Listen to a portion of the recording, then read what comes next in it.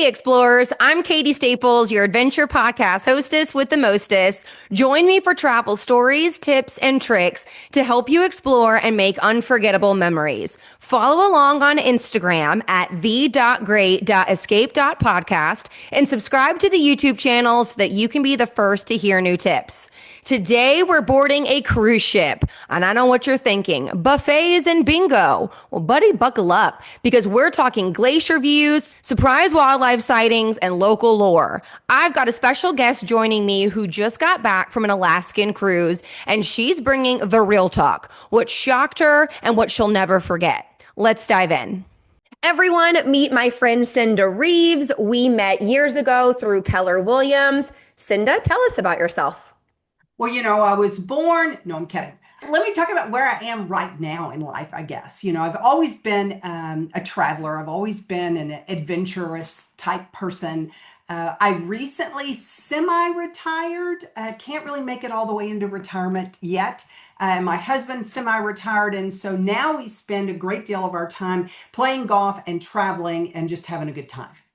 So recently you've been to Africa. Where else have you been? So Africa, and of course, we're going to talk about Alaska today. We go to Colorado quite a bit, to Estes Park, which is one of the most beautiful places I've ever been. We also go out to New Mexico with friends. They have a house out there, so we do that quite a bit. And we just came back from Italy in January. We went to Italy on a cruise, and we are already set up to go to Greece in January. Love it. So when I tell y'all that adventure is one of her things, adventure is one of her things. This is awesome. Okay, so most recently, you all just got back from a cruise to Alaska, and I have not been to Alaska, nor have I ever been on a cruise. So I'm very excited to hear all the tips and tricks for both of those things. Where do you want to start? You want to start with the actual cruise? You want to start with some fun facts about Alaska? You go. Let's start with some fun facts about Alaska, because let me just tell you that the word we kept coming back to, because I had never been to Alaska, and the word we kept coming back to was majestic.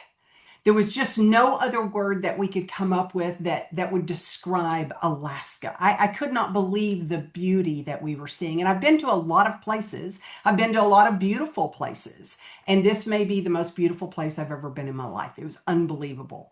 And having not been to Alaska, I didn't know that much about Alaska, and we learned a lot about Alaska while we were there. So here's just a few things that I jotted down that I wanted to make sure that I shared with you. Alaska is known as the last frontier because it is the last frontier. It is the largest U.S. state. Oh, say, get this. It is 2 times bigger than Texas. Now, you've driven across Texas, so you know how big Texas is. So it's more than 2 times bigger than Texas. It's made up of mountains, of glaciers, or as some of the people on the ship, the Europeans called it glaciers. Gracias, yes. And 3 million lakes and over 100 rivers. This is what we were seeing as we were cruising around.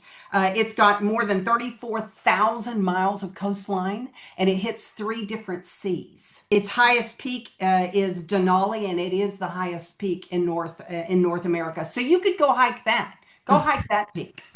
That will be a bucket list trip for a couple years down the road. And most of it is made up of rainforest and national parks. And it has the lowest density as far as people go anywhere. It is like 1.4 persons per mile. So really an absolutely phenomenal, fascinating, beautiful place.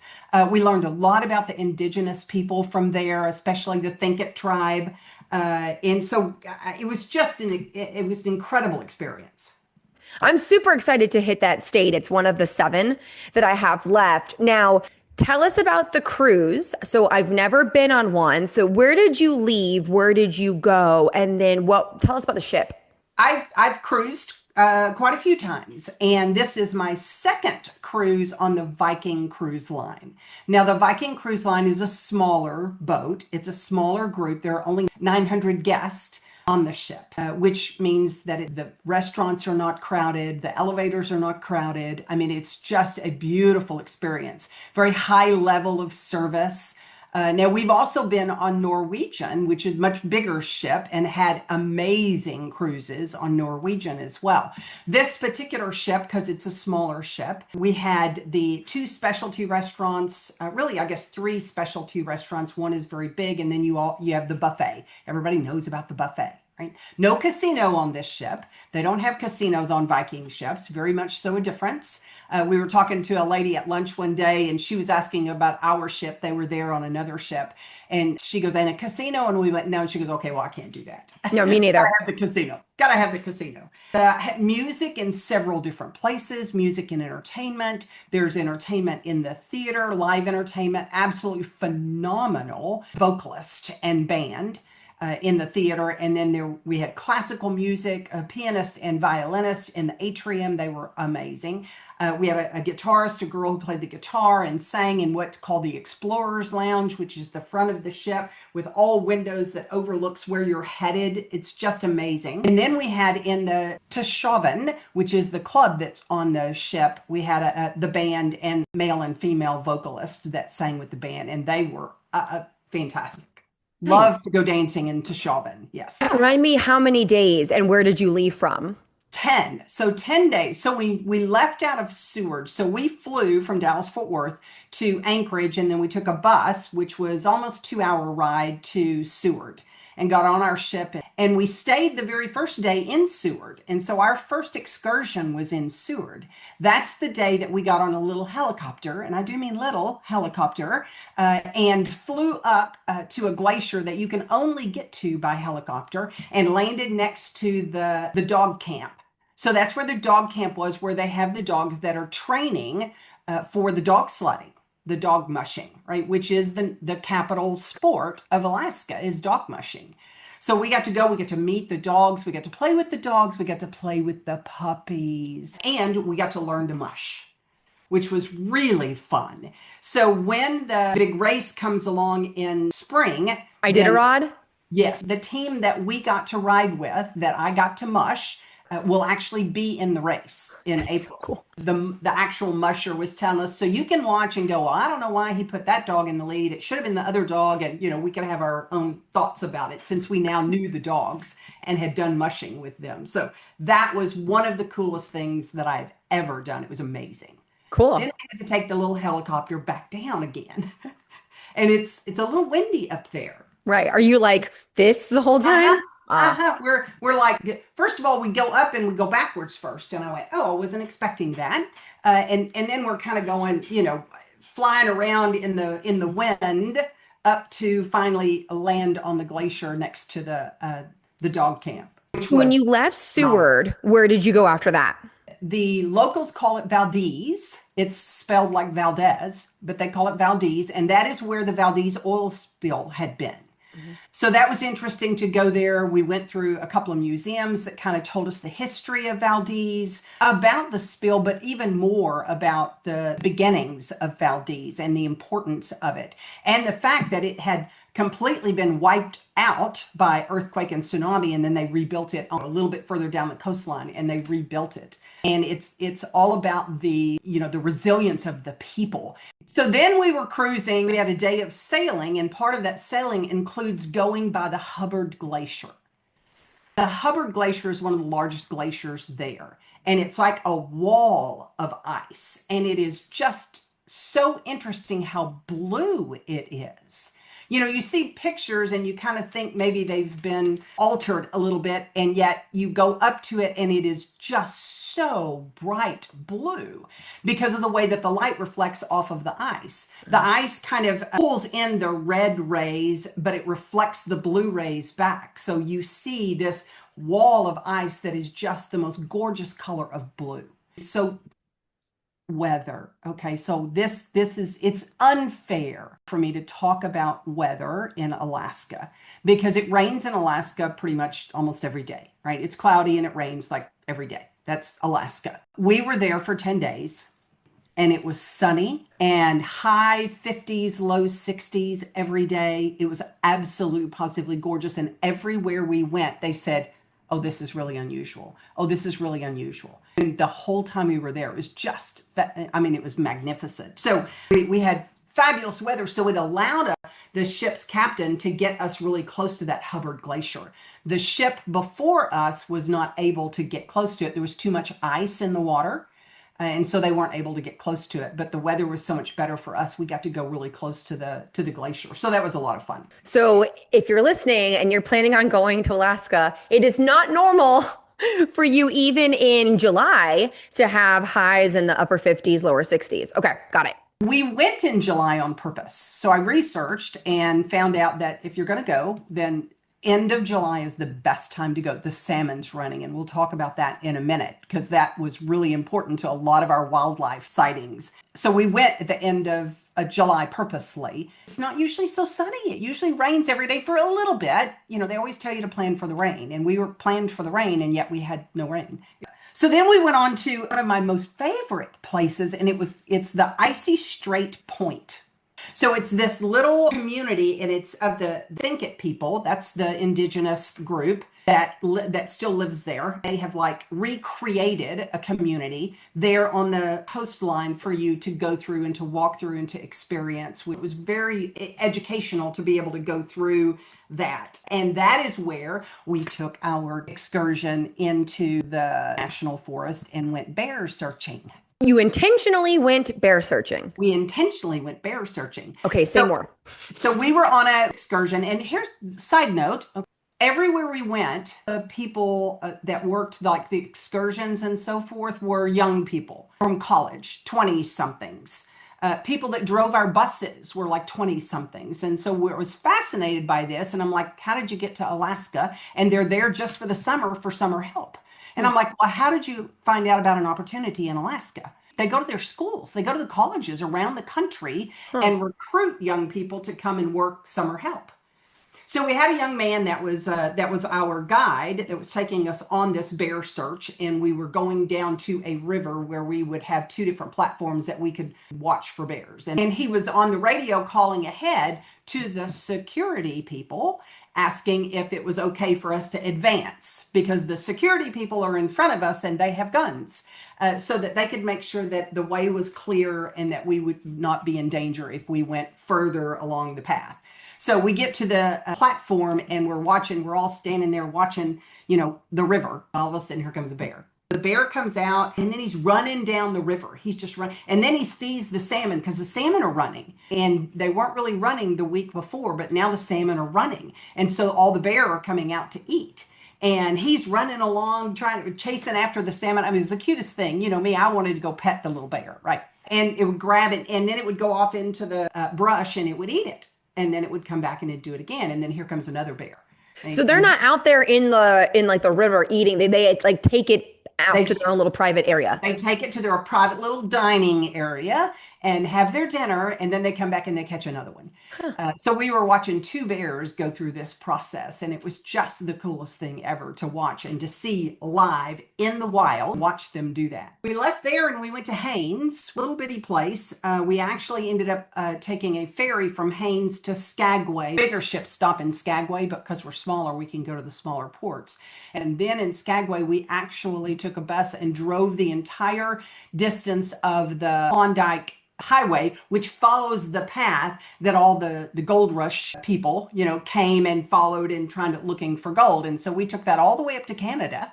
So we had to go across the border and show our passports and went into Canada, went into Yukon. We went across the expansion bridge. So there's an expansion bridge that goes across the river. And when you're looking at it, you go, oh, okay. Then you walk across it, and it's swaying and you're hanging on and you're above this river. It's the Tutsi River that has category 5 rapids. So it was a little, once you got on it, it was a little more exciting than when you just looked at it. And then we came all the way back from Canada and got back on the ship again. And then you sail again, right? So, of course, every evening as you sail, we're in the Explorer's Lounge and we're watching it sail away and we're watching the beauty, having our cocktails and listening to music, right? We also had on board with us a naturalist and wildlife photographer, and his name was Richard Lovelock. He takes pictures all over the world. He's been on this cruise now for a month. He will be on this same cruise until September. taking photos. And then he also does a lot of lectures. And so he was educating us about the whales and the wildlife and the bears. He would do that every evening as well. You got cocktails, views, and wildlife education. Say less, I'm there. Yep, yep. So then Juneau, which is the capital of Alaska, which is kind of interesting. You would think it would be a big place like Anchorage or something, but it's Juneau, and Juneau's small. And Juneau, you can only get there by sea or plane. You cannot get there by car. That's the capital. It's so weird to me. Capital. And the roads end. They end. They don't go any. They go across Juneau, but then they end. They don't go anywhere else. Oh, and Juneau is where we went out on the whale watching.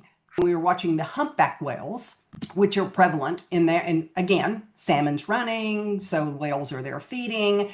And we saw a calf breach, that means jump, out of the water, rolling in the air and coming back down in the water. We got some great photographs of that. It's very, very rare that you get to see that. And then our captain says, okay, I want to take you someplace else because I want to show you something that's very rare. And so she heads off into another area, and we went to where we got to see orca killer whales. There was a pod of orca whales that we got to watch, which was just fascinating because you don't get to see that very often. There was a couple of other different types of whales that we saw from the ship itself. And actually, Richard caught a photo of a hammerhead whale, which is highly unusual in those waters. I didn't know that was a thing. Yeah, I didn't either. I saw the picture. Looks like a hammerhead. And he sent that photo off and notified the whoever whale people, and they're actually sending a team to come down and search for that whale. How long was the whale watching excursion? We were out for 3 hours, I think. That's a lot of whales to see in 3 hours. We did see a lot of it. Sometimes you don't see whales at all. Mm-hmm. But again, end of July, salmon's running, whales are there feeding. They've got their calves, and so it's just a perfect time to go. Now, you have to give credit to the captains. So the captains of all these ships that are out doing the whale watching are talking to each other. And we experienced this in Africa as well. We would go out on safari. Our tour guides would be talking to the other ones, right? And they would spot something and they would tell each other so that everybody would get to see it. And they were doing the same thing with the whales. Then we left and we went to Sitka. So Sitka, there's a lot of Russian influence in the architecture in Sitka because Alaska was owned by Russia from 1799 to 1867. And in 1867, they sold it to America for $7.2 million. You and all your fun facts. I love them so much. The state of Alaska, right, was sold for $7.2 million. It was really beautiful to go there. We saw a show that depicted the history of Sitka when it was owned by the Russians, and then when the Americans came, and then when they kind of made that transition, and yet keeping some of the Russian traditions and stuff. So that was fun to watch and to learn more about Sitka. And then we just walked around Sitka and just explored. And finally, we went to Ketchikan. I've heard of that through, I used to watch Alaskan bush people. Like it was my job years ago. And that's why I know Ketchikan. Yep. Okay. When people think of Alaska, they usually think of Ketchikan. And that's kind of what they picture because it's the beautiful little town with all the houses with different colors. It has the river that runs right through it. You can watch the salmon jumping in the river, and little sea otters are eating and laying in the river right in the middle of town. So we spent the day there and with the river. We went to the Totem Pole Park. Again, when people think of Alaska, they think about totem poles. I didn't know what I thought I knew about totem poles was all wrong. So I learned about what they are. They're not a spiritual thing. They're not a religious thing. They tell stories. Their whole purpose is to tell stories. And it started way back when there wasn't a written language for that people. The way that they would pass stories down is by building these totem poles that represented the stories. They would carve out of one piece of wood except for if they have like wings or a beak, then that'll be a different. But the main pole is Oh, one. they add that. That's not part of like the gigantic tree. Okay. So they do it one piece of wood, and then when it's done and they raise it, they have really a potluck dinner is really what it is, right? They have the big feast. Everybody comes and they raise the totem pole and they tell the story. And so that story gets passed down forever. And when that pole deteriorates and falls and it's, going back into the earth, they'll carve a new one so that that story can continue to be told. So we saw three or so totem poles and they told us the story so we could see how that story was built. Totally thought that was, some kind of Inuit or indigenous people spiritual thing, like you Yeah, said. and So, it's so not. it's not at all. Just tells the story. I know, it just tells a story. Huh. And we always think of like if you're at the bottom of the totem pole, that's a bad thing. The bottom of the totem pole is the place of honor. That's like the main character. That is not how the saying goes. So I enjoyed going and watching and learning how they do that and the tools that they use to carve those.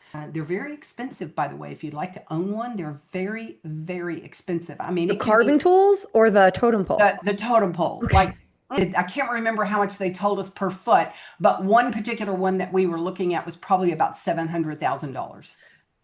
And then we left Ketchikan, and one of the best things about cruising, Katie, is that you have days at sea, which is nice to have at the end because then you have that relaxing day just to chill out, read, go to the spa, go to the pool. Then we end up in Vancouver. We dock in Vancouver. Starts the entire day of travel to try to get home.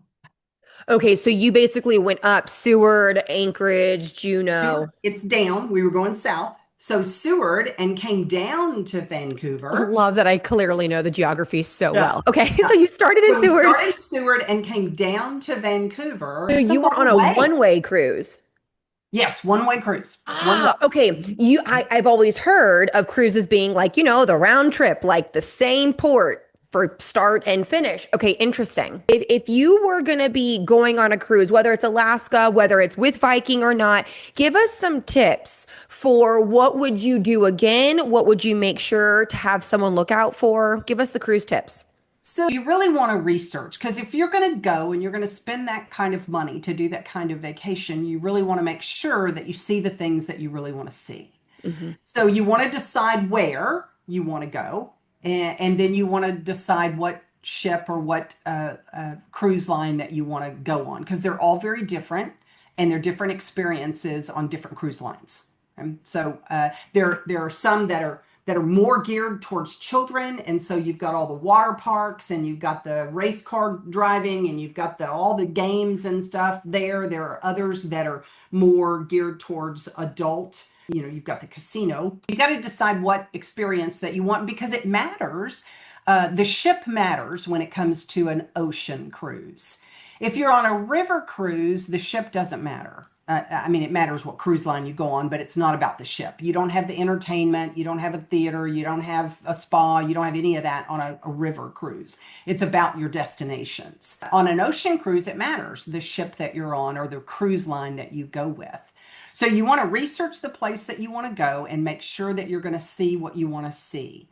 Most cruises have excursions that you can pay for to do certain things, and I would suggest that you really look at those and go, okay, if I'm going to go in this place, what do I really want to do? For Rob and I, for Alaska, it was all about the wilderness and wildlife, and that's what we wanted to make sure that we saw, not so much the ports, because most of the ports, are very touristy and have a lot of shops and we didn't care.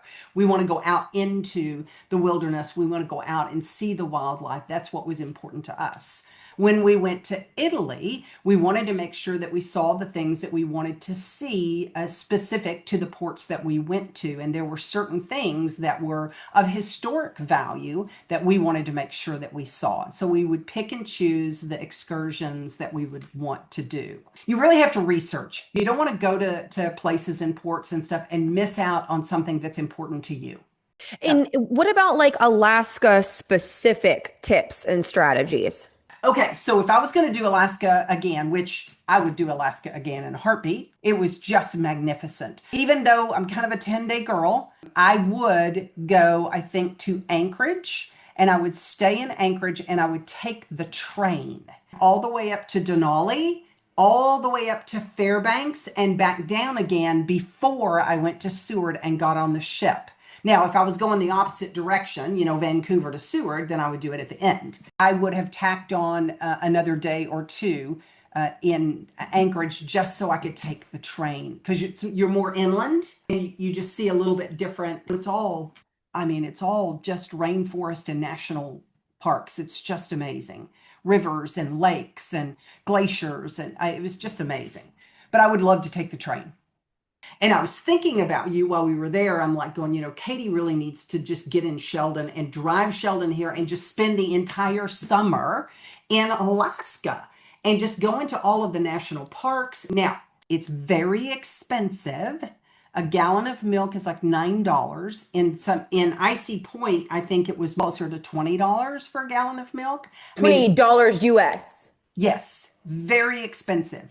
Very expensive. Because everything has to come in on ships and barges. Everything, bread, milk, the groceries are very expensive in Alaska.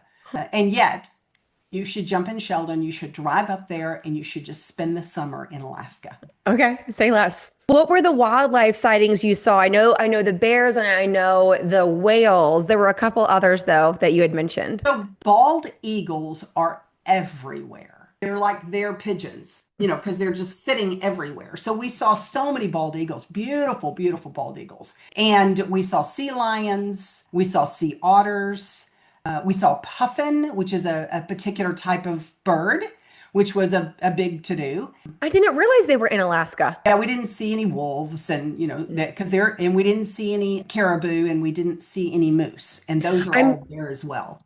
I'm surprised no caribou and moose because there is a park in Alaska where a caribou outnumber people like 46-1. Yeah. And I know that you weren't near that park, and yet you would just think that they're running rampant. Anything with an antler is running rampant through Alaska, like the bears. And different parts. So now a lot of the ports that we went to were actually kind of on islands. And so further inland in Alaska is where you find kind of the moose and the caribou. Now we ate caribou, but we didn't see any. What would be like a standard, Alaskan snack or meal that we don't really have here in the lower 48? Well, fish and chips is what you have there a lot. Their fish and chips are made out of halibut usually. Now, here in the States, well, they're a state. I shouldn't say it that way. Local to us, to you, when you get fish and chips, it's usually cod, which is much cheaper fish. Up there, it's halibut because halibut is more readily available up there. And it was absolutely magnificent. Seafood in general. So crab claws, crab just about everywhere you went. So like they're fast food kind of restaurants. You can get crab legs and fish and chips and At the drive-through? well, it wasn't a drive-through. Oh, okay. I did see a McDonald's. You saw one McDonald's. No, we saw two actually, but the one in Seward, the day that they opened it, they sold their 3-month supply of hamburgers in one day. People came from all over Alaska. The line was, miles long to go through the drive-through and get hamburgers at McDonald's on the day that it opened. Because so it opened like brand new, like it was a brand new. Brand new. They sold out because McDonald's is so not a thing up there, or any fast food burger is not a thing. So Yeah, people it's not a drove. thing. Yeah. Huh. So it was not a thing. And so that was something huge. So when everybody found out that the McDonald's was opening, they all planned and went and got in line and they sold out a 3-month supply in one day. Well, is there anything else you want to share with us about what you did, or any other tips that you want to give the people listening for their trip to Alaska?